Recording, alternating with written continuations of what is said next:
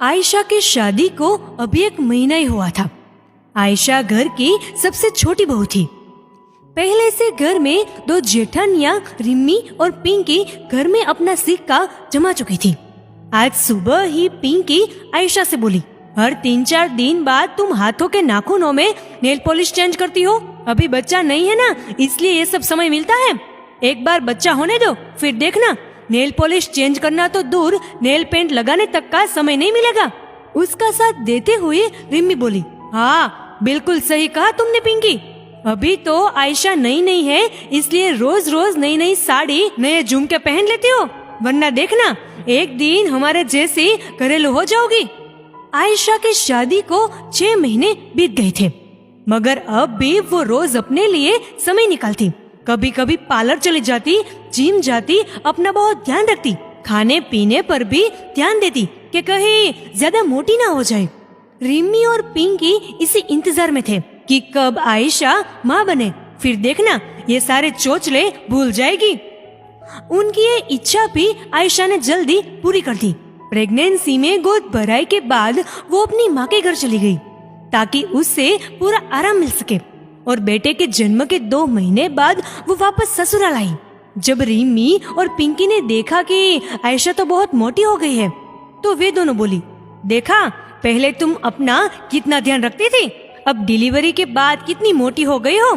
तब आयशा बोली, हाँ भाभी, अभी बच्चे के लिए मुझे अच्छा खाना ही होगा और उसका ध्यान रखना मेरी पहली जिम्मेदारी है। रिम्मी बोली, वही तो कह रहे थे हम उस दिन कि अब ये शरीर यूं बेडोली रहेगा हमारी तरह और बिल्कुल घरेलू हो जाओगी हमारी तरह।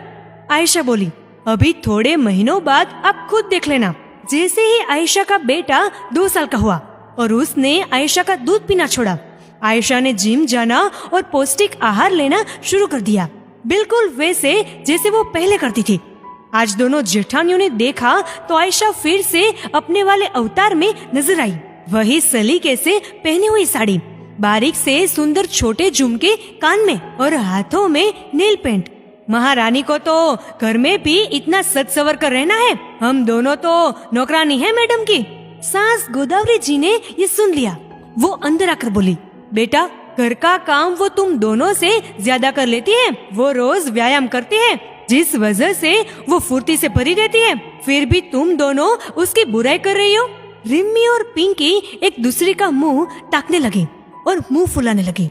आज सोसाइटी में पूजा का फंक्शन था, जिसमें आयशा ने अपने बेटे सहित सोसाइटी के सारे बच्चों को डांस सिखाया था। सोसाइटी की सारी औरतें आयशा की तारीफ कर रही थी और दूसरी तरफ रिम्मी और पिंकी बस जल रही थी। रिम्मी बोली, यार पिंकी, इस आयशा में कुछ तो बात है, जहाँ देखो उसके ही चर्चे हैं। कोई कहता है फुर्तीली है, चुस्त है, काम में माहिर है, कितनी फिट है। कोई कहता है क्या डांस सिखाती है। कोई कहता है घर में रहकर भी अपने आप को कितना सवार कर रखती है। हम दोनों को भी आयशा से टिप्स लेनी चाहिए।